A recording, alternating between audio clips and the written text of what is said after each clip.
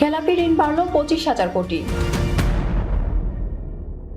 দেশের ব্যাংক খাতের প্রধান সমস্যা খেলাপি ঋণ। সময়ের সঙ্গে সঙ্গে খেলাপি ঋণের পরিমাণ বাড়ছে, তবে এই খেলাপি কম দেখাতে এখন বেশ কৌশলী অবস্থানে ব্যাংকগুলো।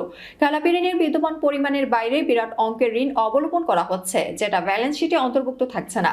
এর ফলে খেলাপি ঋণ হিসেবে তা প্রকাশ করছে না ব্যাংকগুলো। জানা গেছে, আবার খেলাপি ঋণ বিভিন্ন মেয়াদে রিশিডিউল করা হচ্ছে, সেখানেও পরিশোধে অনাগ্রহী ব্যক্তির এই ঋণ খেলাপি ঋণ হিসেবে ঋণে গণ্য হচ্ছে না। খেলাপি ঋণের পরিমাণ আশানুরূপ কমছে না, একবার কিছু কমছে তো আবার বাড়ছে, বা তারপরেই প্রান্তিকেই আবার বেড়ে যাচ্ছে।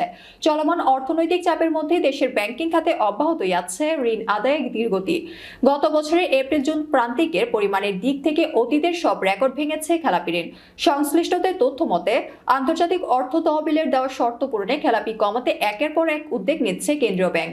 এত উদ্যোগের পরও খেলাপি ঋণ না কমে উল্টো বেড়ে চলেছে। গত এক বছরে দেশের ব্যাংক খাতে খেলাপি ঋণের পরিমাণ বেড়েছে 25,000 কোটি টাকা। গতকাল সোমবার বাংলাদেশ ব্যাংকের খেলাপি ঋণ সংক্রান্ত হালনাগাদ প্রতিবেদন থেকে এই তথ্য পাওয়া গেছে।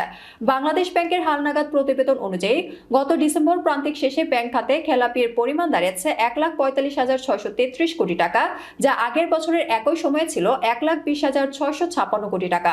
সেই হিসাবে এক বছরের ব্যবধানে খেলাপি ঋণ বেড়েছে 24,977 কোটি টাকা।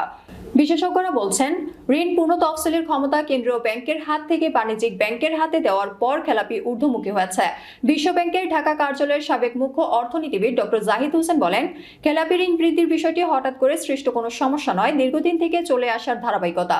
কয়েক বছর ধরে খেলাপি ঋণ বেড়েছে। করোনা শেষে বিশেষ সুবিধা তুলে নেওয়ার পর এটি বড় একটা লাভ দিয়েছে। পরে কেন্দ্রীয় ব্যাংকের গভর্নর আব্দুর রউফ তালুকদার ঋণ পূর্ণ তফসিল ক্ষমতা বাণিজ্যিক ব্যাংকের হাতে ছেড়ে দেন, যা খেলাপিকে উস্কে দিয়েছে। কেন্দ্রীয় ব্যাংকের তথ্য বিশ্লেষণে দেখা গেছে, 2021 সালের ডিসেম্বর শেষে খেলাপি ঋণ ছিল মোট ঋণের 7.93%। 2022 সালের ডিসেম্বর শেষে এই হার বেড়ে হয় মোট ঋণের 8.16%। আর সর্বশেষ গত বছরের ডিসেম্বর শেষে খেলাপির হার দাঁড়ায় মোট বিতরণকৃত ঋণের 9%। খেলাপি ঋণের এসব তথ্য আন্তর্জাতিক মানের নয় বলে মন্তব্য করেছেন সাবেক তত্ত্বাবধায়ক সরকারের অর্থ উপদেষ্টা ডক্টর এবি মির্জা আজিজুল ইসলাম।